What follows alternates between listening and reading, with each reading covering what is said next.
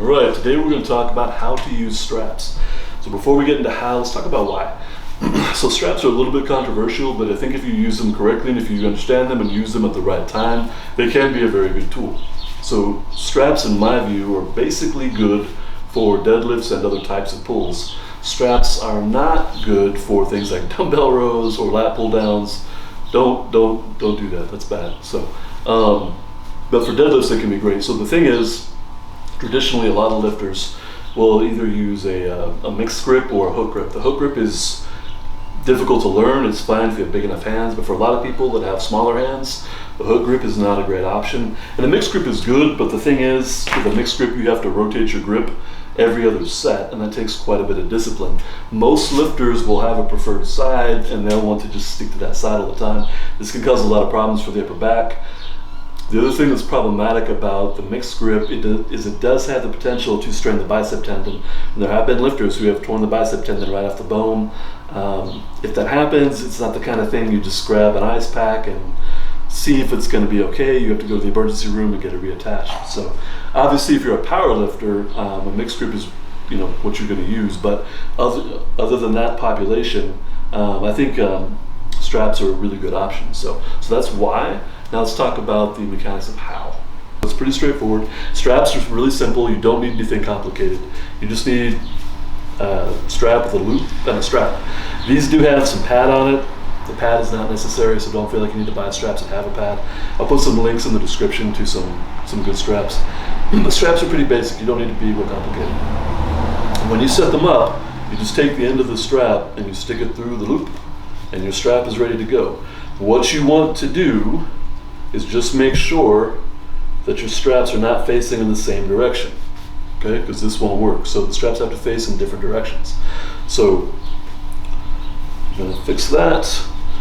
Once we have the strap set up properly, there's only one way to use the strap, okay?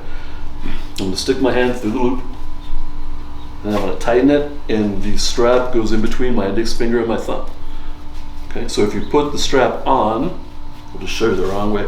If you put the strap on, and it's doing this is not correct. Don't do this. Okay, so that's wrong. So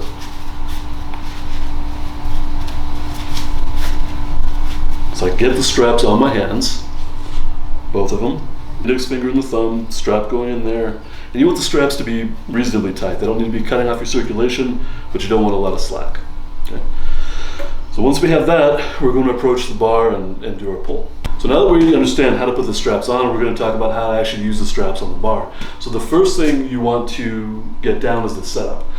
What a lot of people will do incorrectly, regardless of whether or not they're doing straps, so this is a bonus tip, you don't want to hunch over the bar while you're trying to get your straps set up. All that's going to do is fatigue your low back while you're messing with these things. So what you want to do is kneel down behind the bar, either with one knee or on both knees, it doesn't really matter. But if I kneel down, I can take as much time as I need to get the straps set up and my back isn't getting fatigued. That might seem like a small detail, but as I like to say, little things add up. So once I'm in position, I'm going to get my spacing, and you should know that when you're pulling, your hands should be just a little bit wider than your legs. You don't want them on top of your knees. Get my spacing. I want the strap to go underneath the bar. So I'm going to get it around once. I'm going to get it tight, and I want to set up my non-dominant hand first. Okay, that's important. Then I get my spacing over here. Hopefully you have the dexterity to get your dominant hand set up. You cinch it down. You get a good grip, and then don't waste any time. Get set.